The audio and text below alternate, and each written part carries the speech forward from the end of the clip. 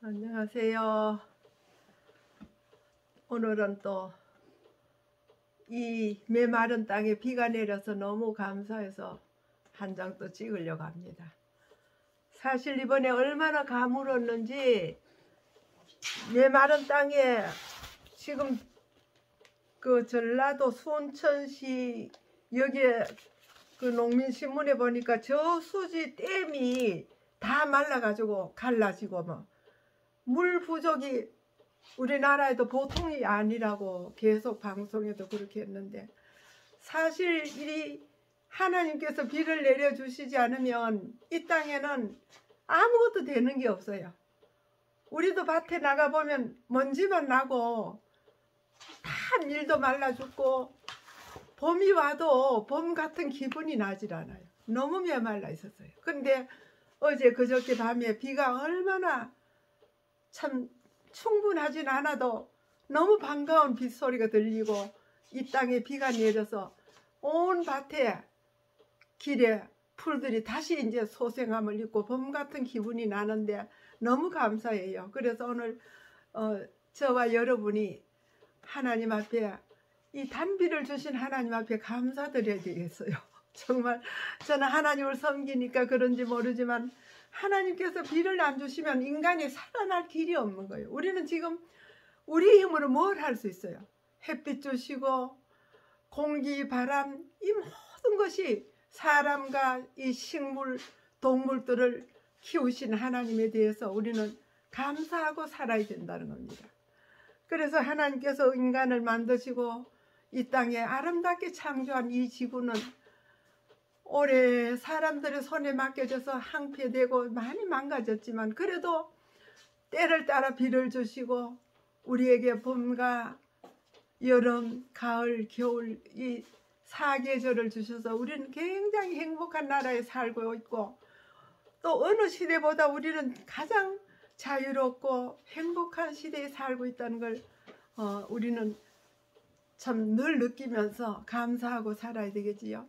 지금 저는 성경 이야기를 지난번에 하다가 얼마 동안 못했는데, 지난번에 그 야곱이 밤에 씨름해서 하나님께로부터 이스라엘이라는 이름으로 하나님께서 그 야곱의 이름을 바꿔주시는 그런 내용까지 제가 말씀드린 것 같아요. 근데 그 이스라엘의 아들들 중에 한 사람을 제가 오늘 소개하려고 합니다.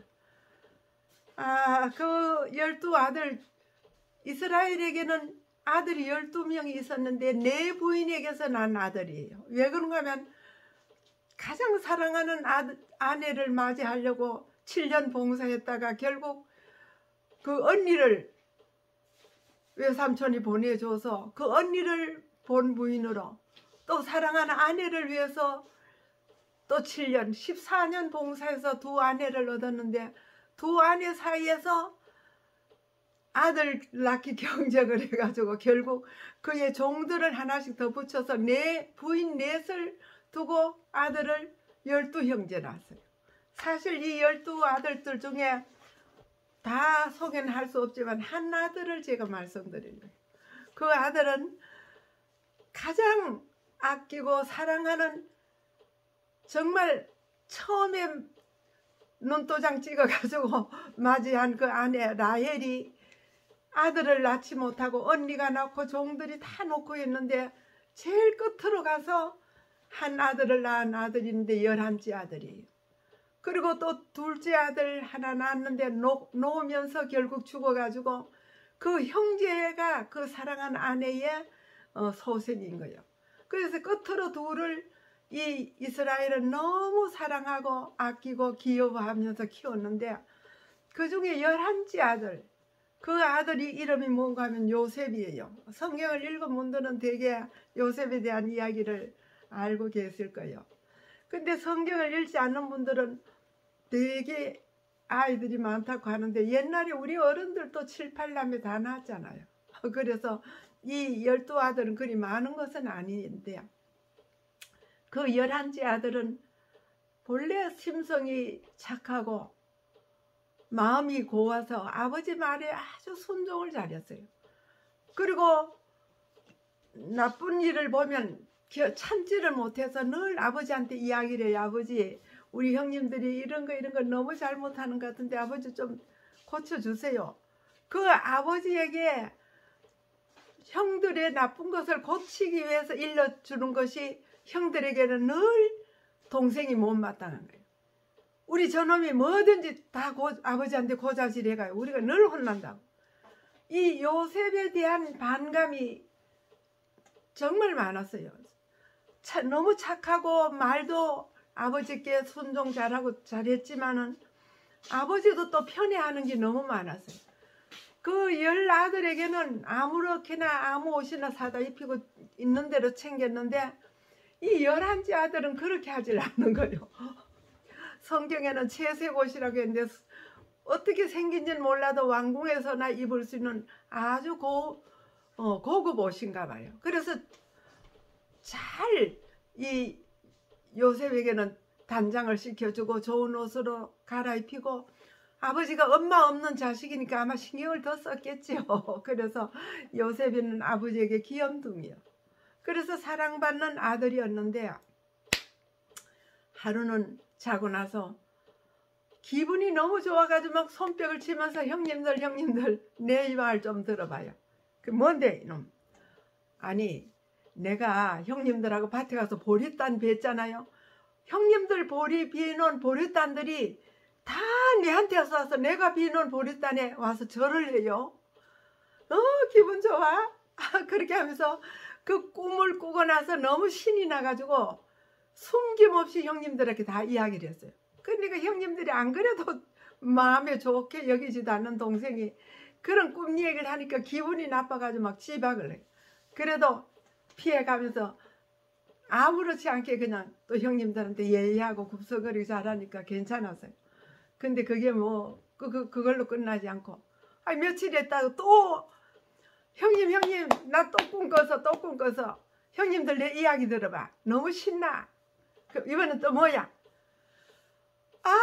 형님들도 막 다 별이 되어서 형님들 별이 있고 하늘에 내 별도 있어요. 근데 내 별한테 형님들 별이 와서 다 내한테 절을 하더라고. 그리고 해와 달도 내한테 와서 절을 했어요. 너무 신나.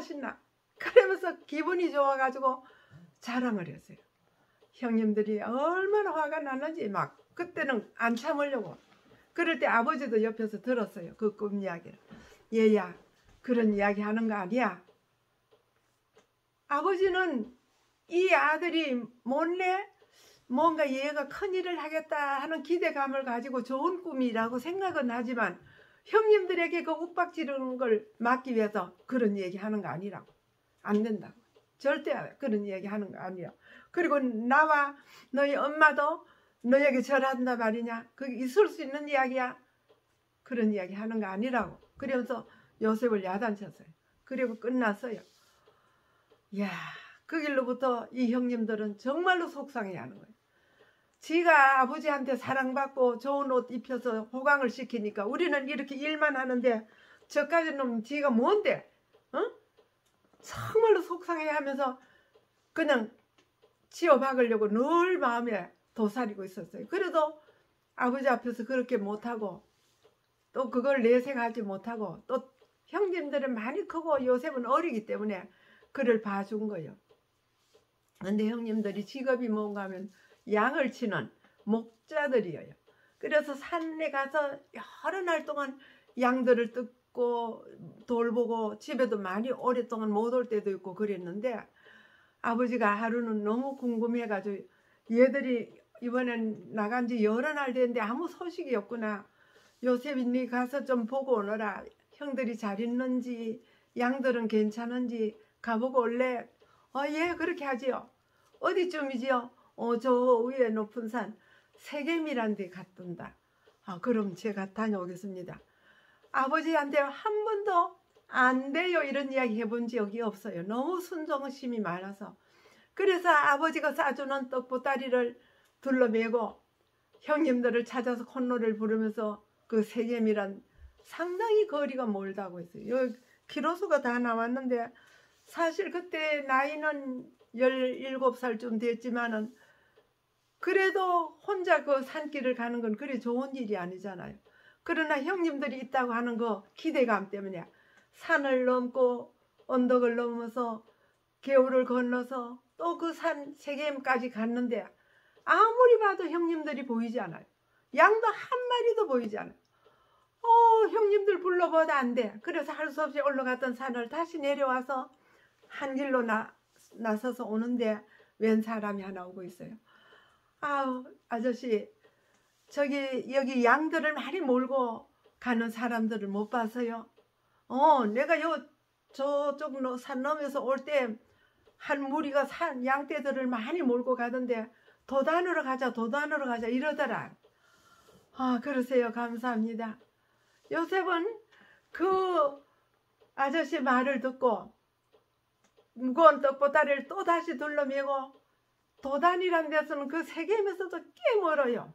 근데 거기를 향해서 계속 갔어요. 얼마 동안이 가니까 언덕이 이렇게 보이는데 거기에는 형들이 여기저기 모여 앉았고 또 양떼들이 많이 보이는 거예요. 아이고, 얼마나 기쁜지. 요셉은 찾고 그렇게 여러 날 걸어왔던 그 길인데 이번에 형님들이 보이니까 너무 좋아가지고 멀리서 막 손을 흔들면서 형님들 제가 왔다고 소리 질렀어요. 그래 이제 산중턱에 둘러앉았던 형들이 딱 보더니 이게 저놈 온다, 꿈쟁이 온다, 꿈쟁이. 그렇게 하면서 그 동생이 오는 것을 못마땅해 하고 또 동생이 반가워야 하는데 저 꿈쟁이가 또 온다고. 왜? 저한테 우리가 절한다고 하는 그것이 너무 배신감이 들었기 때문에 형으로서는 그걸 참지를 못한 거죠. 그래서 결국 꿈쟁이가 오면 오늘 우리가 처치하자. 어떻게 해서 이놈이 그렇게 할 수 있을까? 지가 뭔데 우리가 저에게 절을 하겠어? 오늘은 어떻게 처리를 하자는 거예요. 어떻게 처리할 거냐? 죽여. 그래서 아버지한테는 그 옷 벗겨가지고 염소 새끼 잡아서 피 묻혀가지고 갖다 주고 아버지한테 그런 말 하지 말고 완전히 죽이려고 계획을 하는 거예요. 지금 올라오고 있는데 동생은. 그럴 때 제일 큰 형님이 아사, 그건 안 돼. 우리 형제를 어떻게 그렇게 할 수 있어? 절대 피 흘리면 안 되고 저 밑에 넘어가면 웅덩이 있잖아. 지금 물은 없지만은 깊어서 올라오지 못하고 그대로 지대로 죽도록 떠받아 놓으면 돼. 절대 죽이면 안 돼. 그래서 형님은 어차피 동생들이 워낙 이렇게 여럿이 되더니까 막을 길은 없고 그렇게 넣었다가 다시 데리고 집에 갈 계획을 하고 그렇게 하고 형님은 그 자리를 피했어요. 너무 마음이 아팠어요. 그래서 그 형님의 마음에는 어떻게 해서라도 이 동생을 건져서 아버지한테 데려가야 되겠다고 하는 것 때문에 그 자리를 피했는데 그것도 모르고 요셉은 막 떡보따리를 둘러매고 땀을 뻘뻘 흘리면서 형님들 여기 왔느냐고. 나는 얼마나 세계에서 찾았는지 모른다고. 이놈아, 네가 우리를 찾긴 왜 찾아? 형님들이 대들어서 그 아름다운 옷을 잡아 뜯어 벗겨버렸어요. 어떻게 됐어요?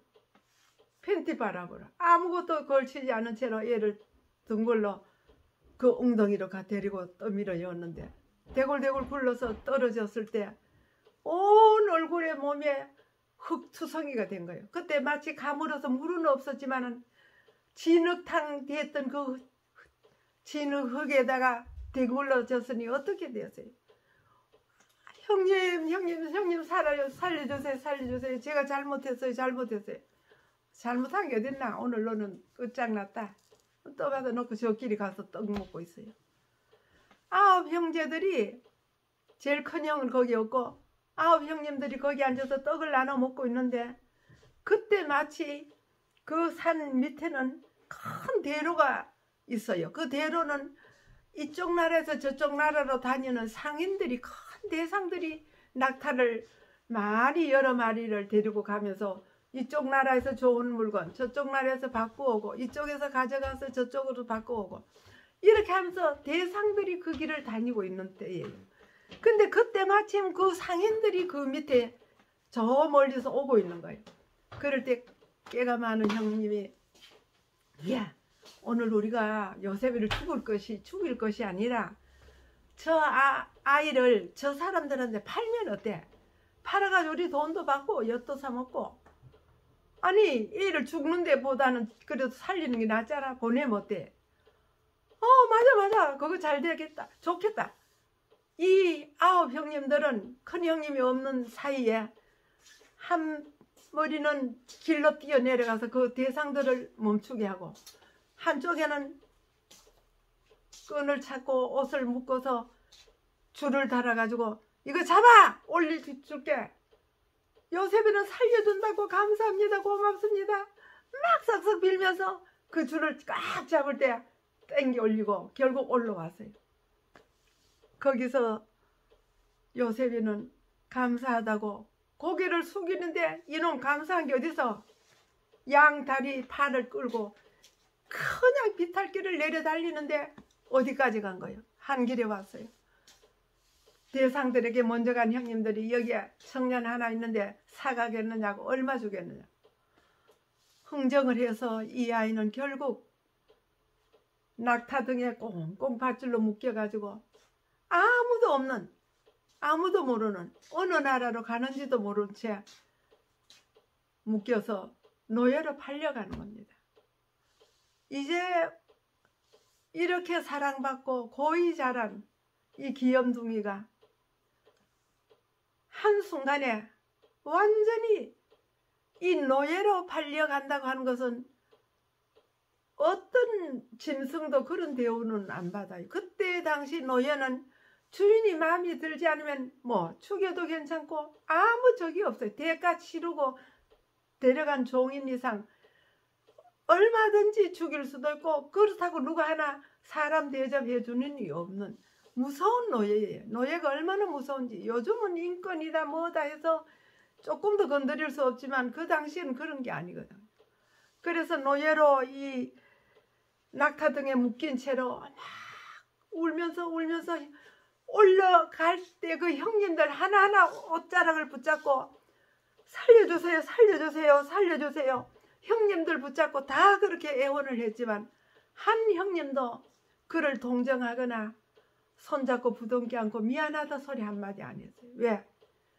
어차피 이래 된 걸 또 그렇다고 되돌려 갈 수도 없는 상황이니까 마음 아파하는 형님들도 말 못하고 그 동생을 떠받아 올려주고 말았어요.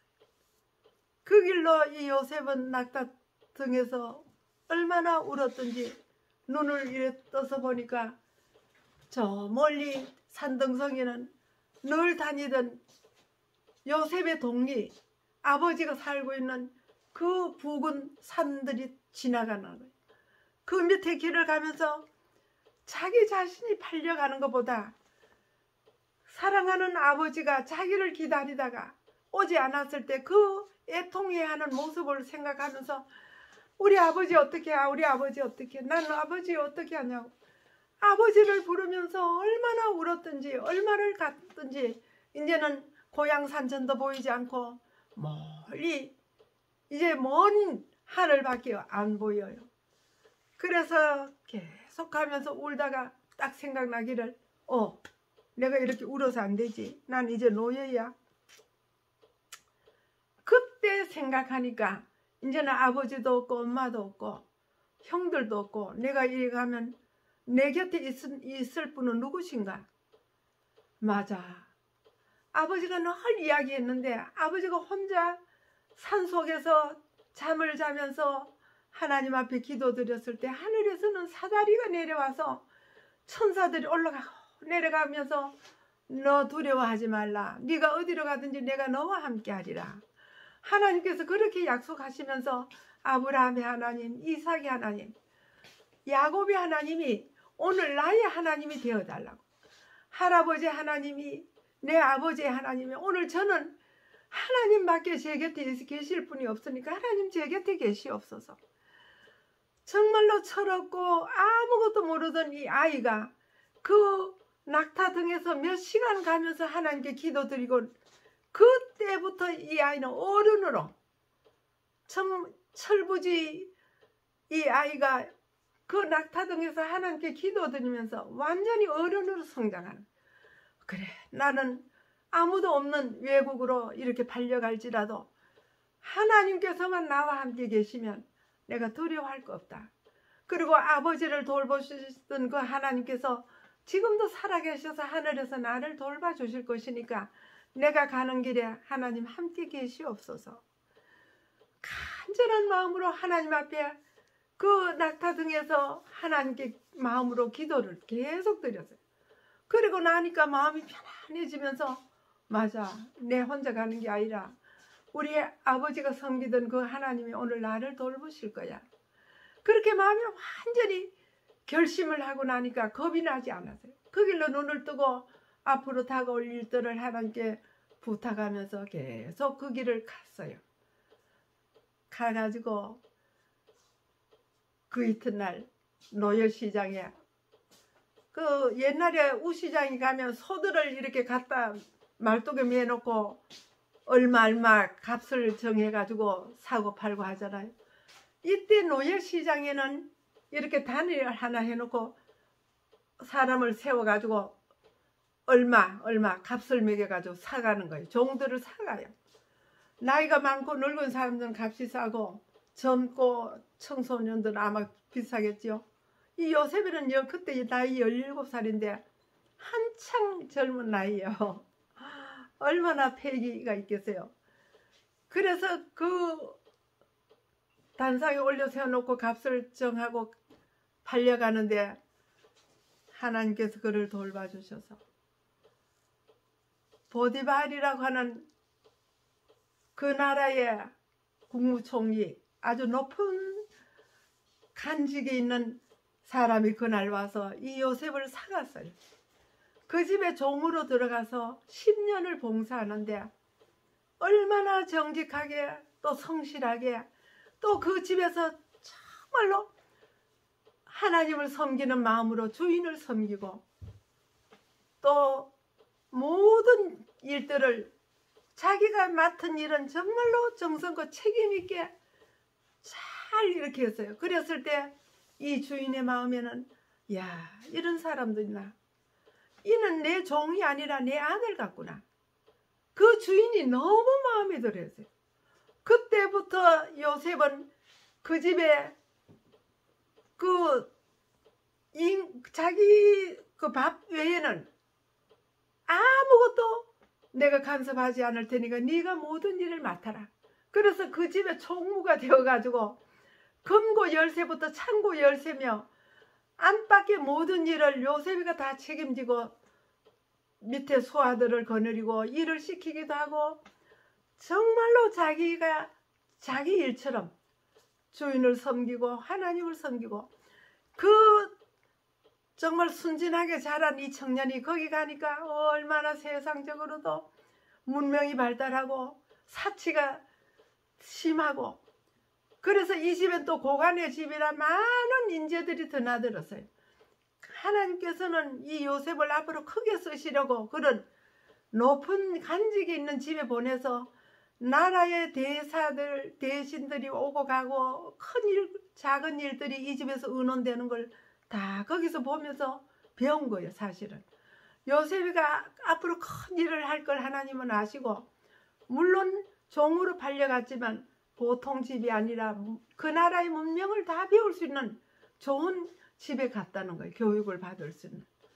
그래서 우리가 이 땅에서 사는 동안에 어디를 가든지 무엇을 하든지 필요 없는 곳에는 가지 않는다는 겁니다. 꼭 교육받을 수 있는 장소에 우리가 처하게 되는데 우리도 그 시험을 견디다 보면 야, 왜 내가 이런 일을 할까? 굉장히 우리가 싫어하는 일도 많이 하는데 그게 아니라는 거예요. 싫어하는 일도 그것이 우리에게는 하나의 교육이 되어서 우리에게 그런 길을 열어놓으시는 거예요.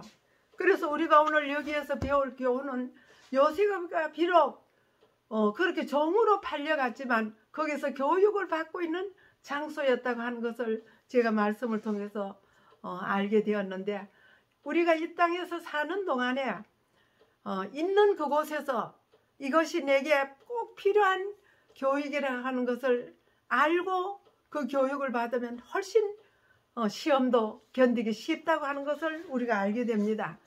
지금 우리가 이 땅에 사는 동안에 당하는 일이 주로 많이 있는데, 제가 한 경험이 있어요. 시집 오기 전에 우리 어머니가 참 집에 식구들도 많아서 그 바느질 할 게 얼마나 많아요. 그리고 또 제가 미싱을 해가지고 동네에서 치맛단 같은 것도 다 하니 일이 참 많아. 집에 가정일도 많지만은 동네 일까지 명절로 되면 정신없이 바쁜데, 제종 그러니까 할머니, 집안 할머니의 솜 저고리를 엄마가 가져와서, 이거 솜 저고리인데 할머니 저고리 해놔라 이래. 아이고 엄마 솜 저고리 나 안 해봤는데. 아니 이렇게 해서 한 번 더 뒤집으면 솜이 속으로 들어가니까 해봐. 아이고 나 속상해 죽겠네. 집에 일도 이렇게 많은데 할머니 저고리까지 다 하라고. 그래 투덜거리면서 솜 저고리를 한번 뒤잡아 가지고 할머니한테 다 해서 이제 다려가지고 보냈어요. 그것이 내게는 큰 교훈이 되었어요. 시집을 왔는데 시조모가, 시집 온 지 며칠 되지도 않았는데 시조모님이 계셨는데, 옆에 뭐 이렇게 끼고 와서, 아이고 새 사람요 내 저고리 하나 디비라. 뭐 해보지 뭐요 이래. 이거 솜 저고리야. 솜도 들었어요. 아이고 큰일 났네.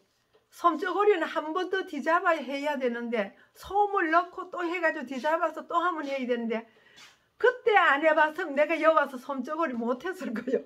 근데 그 어머니가 할머니의 솜 저고리를 한번 뒤잡아가 해준 적이 있었기 때문에 그날 아무 저거 없이 내가 솜 저고리를 해서 드렸더니, 아이고 시조모가 얼마나 좋아하는지. 이 나으린 손녀가 오더니만 이렇게 나에게 좋은 것을 저고리 하기 어려운데 이걸 그렇게 뒤잡아 줬다고 자랑을 하면서 다니는 거 보았어요.